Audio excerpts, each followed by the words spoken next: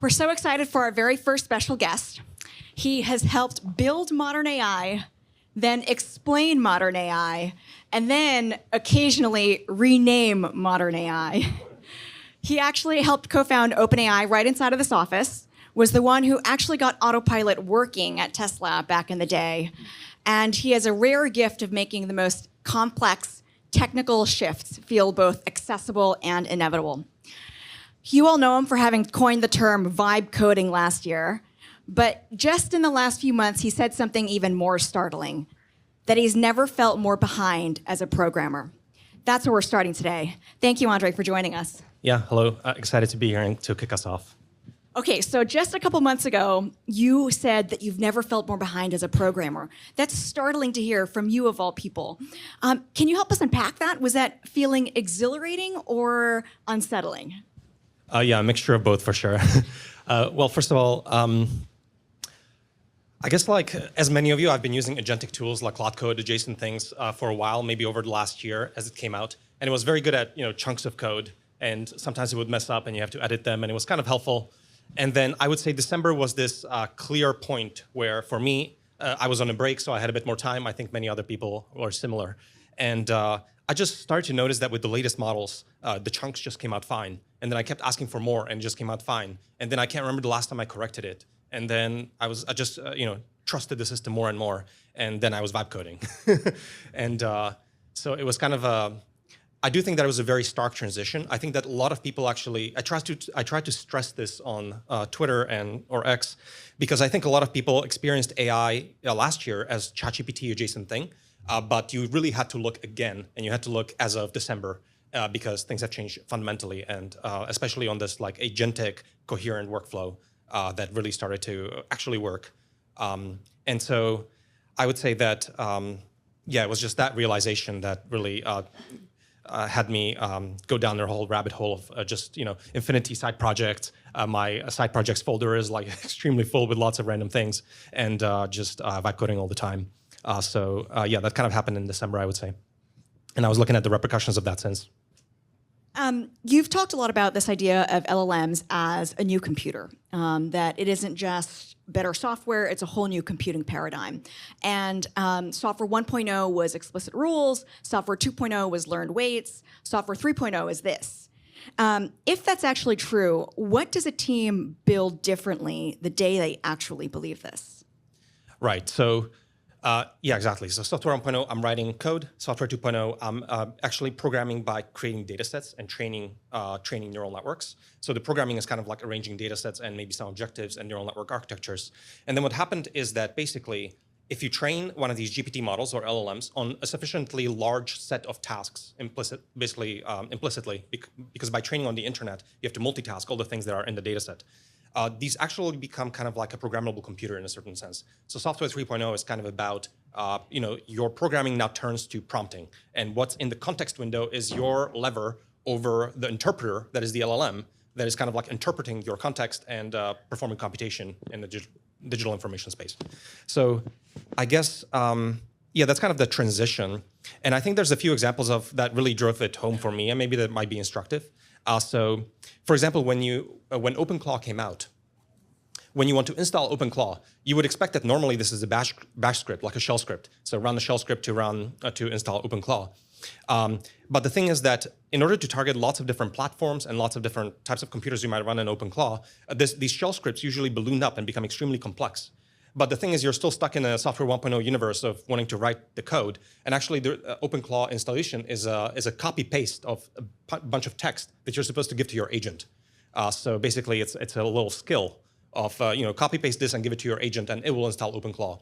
And the reason this is a lot more powerful is you're working now in the software 3.0 paradigm where you don't have to precisely spell out all the individual details of that setup. The agent has its own intelligence that it packages up, and then it kind of like follows the instructions. And it looks at your environment, your computer, and it kind of like performs intelligent actions to make things work and debugs things in the loop.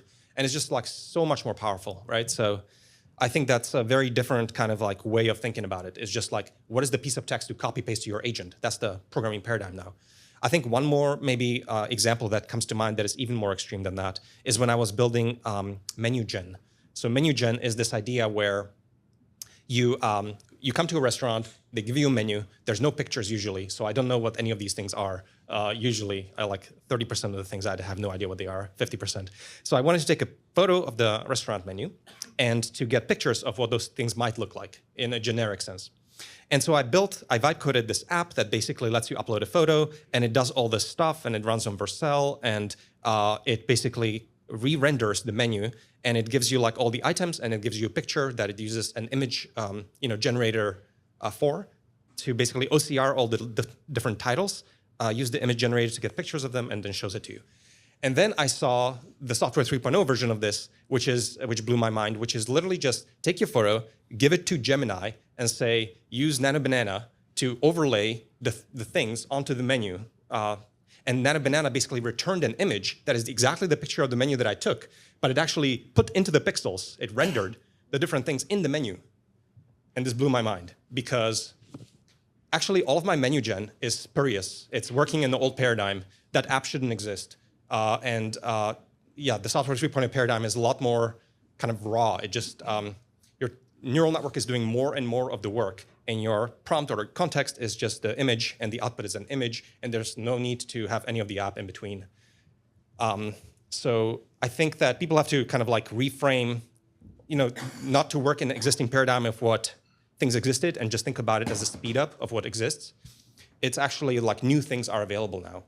And going back to your programming question, it's not even, I think that's also an example of working in the old mindset, because it's not just about programming and programming becoming faster.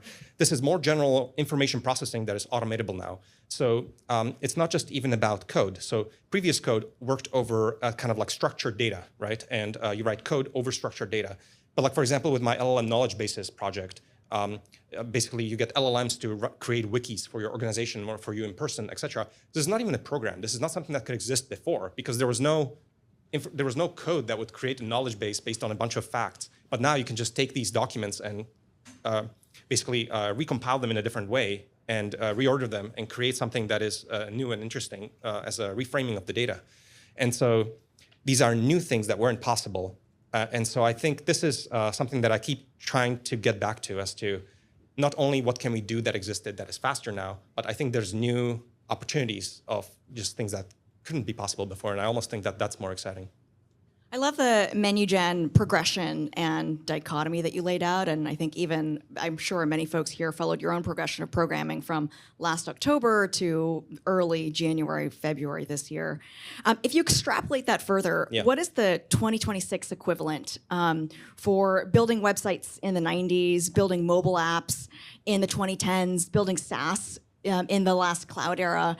What will look completely obvious in hindsight that is still mostly unbuilt today? Well, going with the example of menu gen, I guess, so a lot of this code shouldn't exist, and it's just neural network doing most of the work. I do think that the extrapolation looks very weird, because you could basically imagine, so you could imagine completely neural computers in a certain sense. You feed raw videos, like imagine a device, he takes raw videos or audio into basically what's a neural net, and uses diffusion to render a UI that is kind of like, unique for that moment in a certain sense. And I kind of feel like in the early days of computing, actually, people were a little bit confused as to whether computers would look like calculators or computers would look like neural nets. And in the 50s and 60s, it was not really obvious which way it would go. And of course, we went down the calculator path and ended up building classical computing. And then neural nets are currently running virtualized on existing computers. But you could imagine, I think, that a lot of this will flip, and that the neural net becomes kind of like the host process, and the CPUs become kind of like the coprocessor. So we saw the diagram of intelligence compute of neural networks is going to take over and become the dominant spend of flops. So you could imagine something really weird and foreign where neural nets are doing most of the heavy lifting. They're using tool use as this like historical appendage for some kinds of like deterministic tasks. But what's really running the show is these neural nets that are networked in a certain way. So you can imagine something extremely foreign as the extrapolation, but I think we're going to probably get there sort of piece by piece. And that progression is TBD, I would say. I'd love to talk a little bit about this concept of verifiability, the fact that AI will automate faster and more easily domains where the output can be verified. If that framework is right, what work is about to move much faster than people realize? And what professions do we have that people actually think are safe, but that are actually highly verifiable? Yeah, so I spent some time writing about verifiability, and basically like traditional computers can easily automate what you can specify in code, and kind of this latest round of LLMs can easily automate what you can verify in a certain sense. Because the way this works is that when frontier labs are training these LLMs, these are giant reinforcement learning environments, so they are given verification rewards, and then because of the way that these models are trained, they end up basically progressing and creating these like jagged entities that really peak in capability in kind of like verifiable domains like math and code and adjacent, and kind of like stagnate and are a little bit rough around the edges when things are not kind of like in that space. So I think the reason I wrote about verifiability is I'm trying to understand why these things are so jagged. And some of it has to do with how the labs train the models, but I think some of it also has to do with the focus of the labs and what they happen to put into the data distribution. Because some things basically are significantly more valuable in economy and end up creating more environments because the labs wanted to work in those settings. So I think code is a good example of that. There's probably lots of verifiable environments that you could think about that happen not to make it into the mix because they're just not that useful to have the capability around. But I think, to me, the big, I guess like the big mystery is, the favorite example for a while was that how many letters are in a strawberry, and the models would famously get this wrong, and it's an example of jaggedness. The models now patch this, I think, but the new one is, when I go to a car wash to wash my car, and it's 50 meters away, should I drive or should I walk? And state-of-the-art models today will tell you to walk because it's so close. How is it possible that state-of-the-art Opus 4.7 will simultaneously refactor 100,000 like line code base, or find zero-day vulnerabilities, and yet tells me to walk to this car wash? This is insane. And to whatever extent these models remain jagged, it's an indication that, number one, maybe something's slightly off, or number two, you need to actually be in the loop a little bit, and you need to treat them as tools, and you do have to kind of stay in touch with what they're doing. And so I think all of my writing, long story short, about verifiability is just trying to understand why these things are jagged. Is there any pattern to it? And I think it's some kind of a combination of verifiable plus labs care. Maybe one more anecdote that is instructive is from GPT 3.5 to GPT 4, people noticed that chess improved a lot. And I think a lot of people thought, oh, well, it's just a progression of the capabilities. But actually, it's more that, I think this is public information. I think I saw it on the internet. A huge amount of data of chess made it into the pre-training set. And just because it's in the data distribution, basically the model improved a lot more than it would just by default. So someone at OpenAI decided to add this data, and now you have a capability that just peaked a lot more. And so that's why I think I'm stressing this dimension of it, as we are slightly at the mercy of whatever the labs are doing, whatever they happen to put into the mix. And you have to actually explore this thing that they give you that has no manual. And it works in certain settings, but maybe not in some settings. And you have to kind of explore it a little bit. And if you're in the circuits that were part of the RL, you fly. And if you're in the circuits that are out of the data distribution, you're going to struggle. And you have to kind of figure out which circuits you're in your application. And if you're not in the circuits, then you have to really look at fine-tuning and doing some of your own work, because it's not going to necessarily come out of the LLM out of the box. I'd love to come back to the concept of jagged intelligence in a little bit. If you were a founder today and thinking about building a company, you are trying to solve a problem that you think is tractable, something that is a domain that is verifiable, but you look around and you think, oh my gosh, well, the labs have really started getting to escape velocity in the ones that seem most obvious, math, coding, and others. What would your advice be to the founders in the audience? So I think maybe that comes to the previous question of, I do think that verifiability, because it, let me think. So verifiability makes something tractable in the current paradigm, because you can throw a huge amount of RL at it. So maybe one way to see it is that that remains true even if the labs are not focusing on it directly. So if you are in a verifiable setting where you could create these RL environments or examples, then that actually sets you up to potentially do your own fine-tuning, and you might benefit from that. But that is fundamentally technology that just works. You can pull a lever. If you have a huge amount of diverse data sets of RL environments, et cetera, you can use your favorite fine-tuning framework and pull the lever and get something that actually works pretty well. So I don't know what the examples of this might be, but I do think there are some very valuable reinforcement learning environments that people could think of that I think are not part of the. Yeah, I don't want to give away the answer, but there is one domain that I think is very. Oh, okay, sorry. I don't mean to vague post on the stage, but there are some examples of this. On the flip side, what do you think still feels automatable only from a distance? I do think that ultimately almost everything can be made verifiable to some extent. Some things easier than others. Because even for like things like writing or so on, you can imagine having a council of LLM judges and probably get something reasonable out of the from this kind of an approach. So it's more about what's easy or hard. So I do think that ultimately, yeah, I think Everything. everything is automatable. Amazing. Okay. So last year you coined the term vibe coding, and today we're in a world that feels a little bit more serious, more agentic engineering.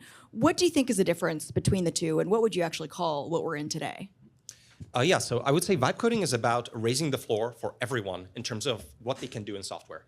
So the floor rises, everyone can vibe code anything, and that's amazing, incredible.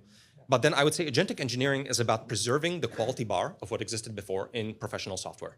So you're not allowed to introduce vulnerabilities due to vibe coding. You're still responsible for your software just as before, but can you go faster? And spoiler is you can, but how do you do that properly? And so to me, agentic engineering, when I call it that because I do think it's kind of like an engineering discipline. You have these agents, which are these like spiky entities. They're a bit fallible, a little bit stochastic, but they are extremely powerful. And it's how do you coordinate them to go faster without sacrificing your quality bar? And doing that well and correctly is the realm of agentic engineering.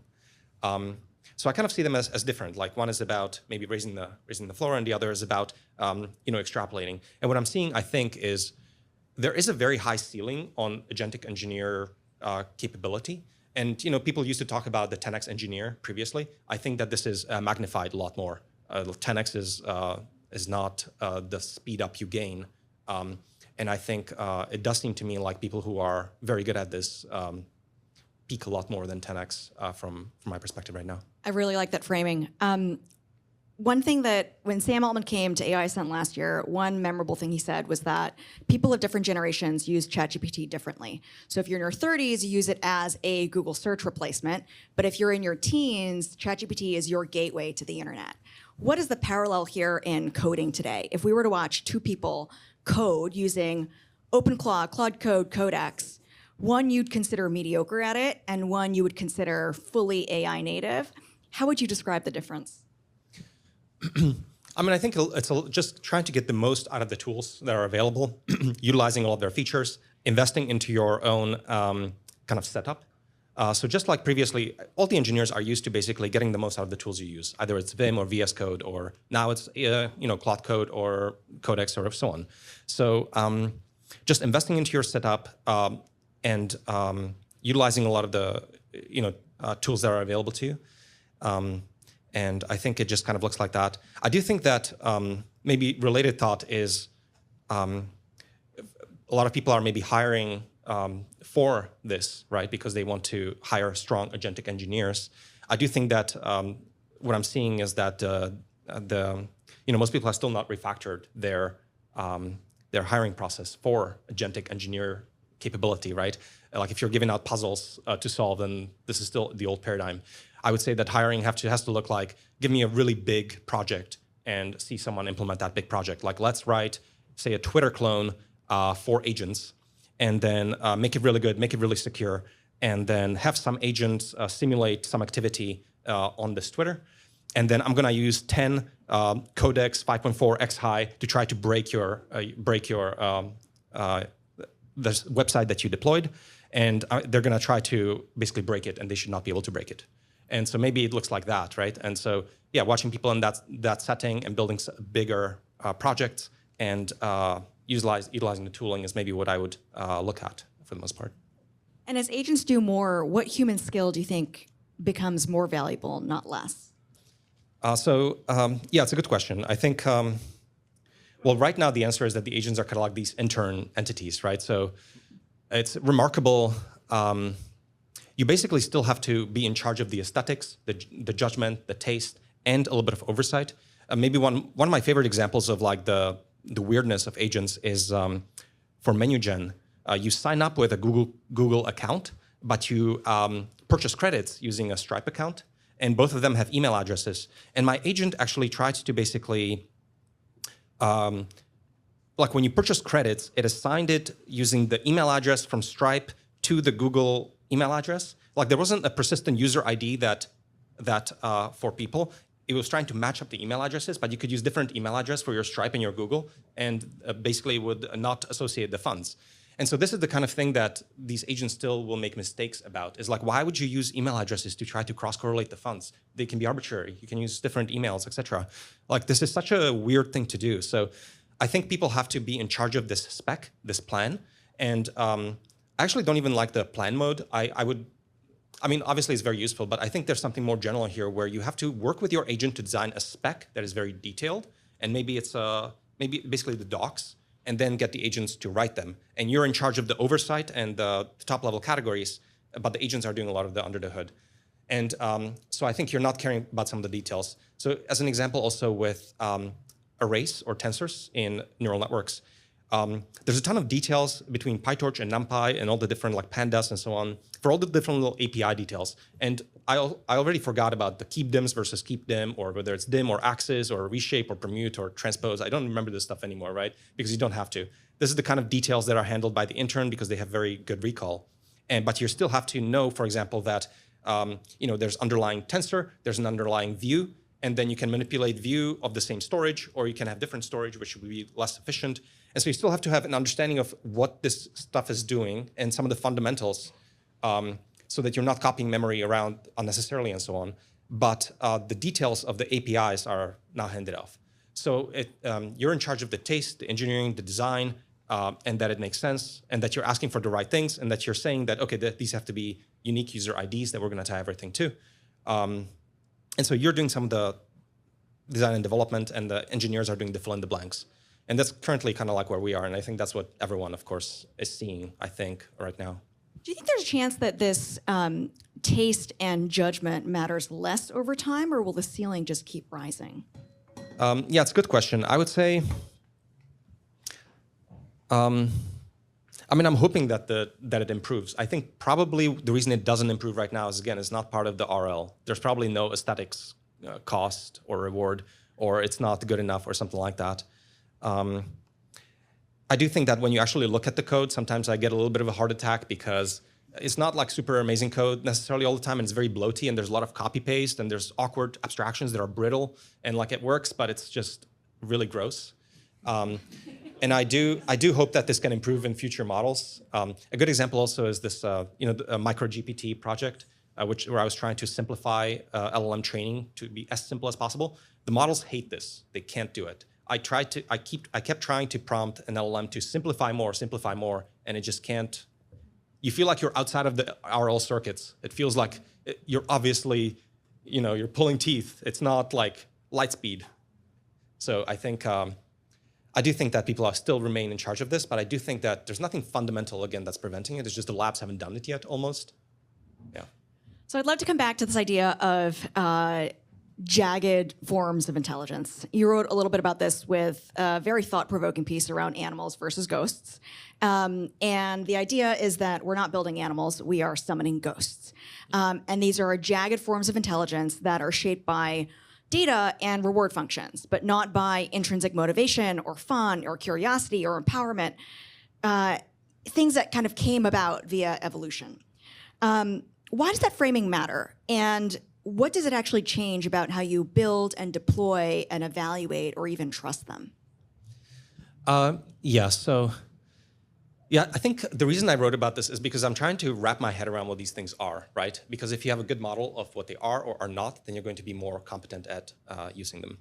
And I do think that, I don't know if it has, I'm not sure if it actually has like real power. I think it's a little bit of philosophizing. But I do think that, I think it's just coming to terms with the fact that these things are not, animal intelligences. Like if you yell at them, they're not going to work better or worse, or it doesn't have any impact. It's all just kind of like these statistical simulation circuits where the the substrate is pre-training, so like statistics. But then there's RL bolting on top, so it kind of like increases the disadvantages. And maybe it's just kind of like a mindset of what I'm coming into, or what's likely to work, or not likely to work, or how to modify it. But I don't know that I have like, here are the 5 obvious outcomes of how to make your system better. It's more just being suspicious of it and figuring it out over time. That's where it starts. Okay, so you are so deep in working with agents that don't just chat. They have real permissions. They have local context. They actually take action on your behalf. What does the world look like when we all start to live in that world? Yeah, I think a lot of people probably here are excited about what this native agentic environment looks like, and everything has to be rewritten. Everything is still fundamentally written for humans, and it has to be moved around. I still use, most of the time when I use different frameworks or libraries or things like that, they still have docs that are fundamentally written for humans. This is my favorite pet peeve. Like, why are people still telling me what to do? Like, I don't want to do anything. What is the thing I should copy paste to my agent? So it's just, every time I'm told, go to this URL or something like that, it's just like, oh, So everyone is, I think, excited about how do we decompose the workloads that need to happen into fundamentally sensors over the world, actuators over the world. How do we make it agent native? Basically describe it to agents first. And then have a lot of automation around, around data structures that are very legible to the LLMs. So I think, I'm hoping that there's a lot of agent-first infrastructure out there, and that for menu gen, famously, when I wrote I'm not sure how famously, but when I wrote the blog post about menu gen, a lot of the work, or a lot of the trouble was not even writing the code for MenuGen, it was deploying it in Vercel, because I had to work with all these different services, and I had to string them up, and I had to go to their settings and the menus, and configure my DNS, and it was just so annoying. And so that's a good example of, I would hope that MenuGen, that I could give a prompt to an LLM, build MenuGen, and that I didn't have to touch anything, and it's deployed in that same way on the internet. I think that would be a good kind of a test for whether or not a lot of our infrastructure is becoming more and more agent native. And then ultimately, I would say, I do think we're going towards a world where there's agent representation for people and for organizations. And I'll have my agent talk to your agent to figure out some of the details of our meetings or things like that. So I do think that that's roughly where things are going. But I think everyone here is excited about that. I really like the visual analogy of sensors and actuators. I actually hadn't thought about that. It's super interesting. Right. Okay, I think we have to end on a question about education, because you are probably one of the very best in the world at making complex technical concepts simple and deeply thoughtful about how we design education around it. What still remains worth learning deeply when intelligence gets cheap as we move into the next era of AI? Yeah. There was a tweet that blew my mind recently, and I keep thinking about it like every other day. It was something along the lines of, you can outsource your thinking, but you can't outsource your understanding. And I think that's really nicely put. Because I'm still part of the system, and I still have to, somehow information still has to make it into my brain. And I feel like I'm becoming a bottleneck of just even knowing what are we trying to build, why is it worth doing, how do I direct my agents and so on. So I do still think that ultimately something has to direct the thinking and the processing and so on. And that's still kind of fundamentally constrained somehow by understanding. And this is one reason I also was very excited about all the LLM knowledge bases, because I feel like that's a way for me to process information. And anytime I see a different projection onto information, I always feel like I gain insight. So it's really just a lot of prompts for me to do synthetic data generation kind of over some fixed data. So I really enjoy, whenever I read an article, I have my, my wiki that's being built up from these articles, and I love asking questions about things, and I think that ultimately these are tools to enhance understanding in a certain way.